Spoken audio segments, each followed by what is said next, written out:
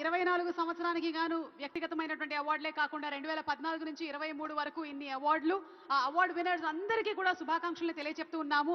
త్వరలోనే వారందరి స్పందనని కూడా మనం చూడబోతున్నాము. అంతేందుకు ఇప్పుడే ఒక ఏవి కూడా చూసేద్దాం అక్క. ఇంతకీ విన్నర్స్ ఎలా రియాక్ట్ అయ్యారు, విన్నర్స్ ఫీలింగ్ ఏంటి, తెలంగాణ గద్దర్ ఫిల్మ్ అవార్డ్స్ 2024 తీసుకున్న వాళ్ళ ఫీలింగ్ ఏంటో ఇప్పుడు చూసేద్దాం. కెన్ వి హావ్ ది ఏవి ఆఫ్ ది విన్నర్స్ ప్లీజ్?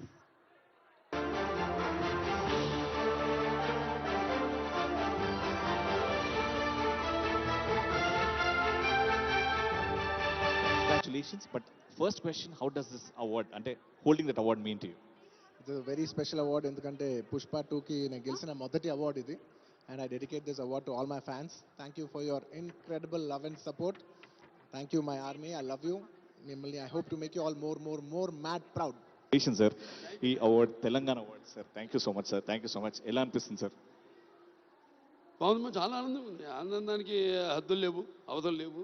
ఎందుకంటే ముఖ్యంగా 10 ఏళ్ల తొరత, అంటే అవిభక్త రాష్ట్రంగా ఉన్నప్పుడు ఇట్లా సంబరాలు జరుపుకునేవాళ్ళం.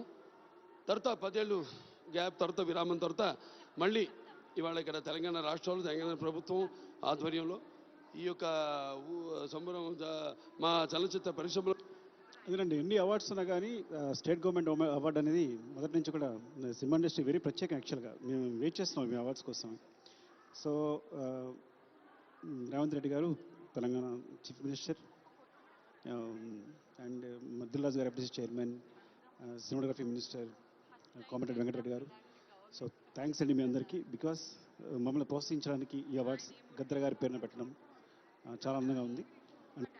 చాలా ప్రౌడ్గా అనిపిస్తుంది. గద్దర్ అన్న పేరు మీద అవార్డు, కాంతారావు గారి అవార్డు. అండ్ కాంతారావు గారు చాలామందికి తెలియదు కానీ ఈ was big superstar Telangana నుంచి. సో తన పేరు మీద అవార్డు తీసుకోవడం I feel is a big responsibility and I feel very proud and I have to live up ఈ రెస్పాన్సిబిలిటీకి.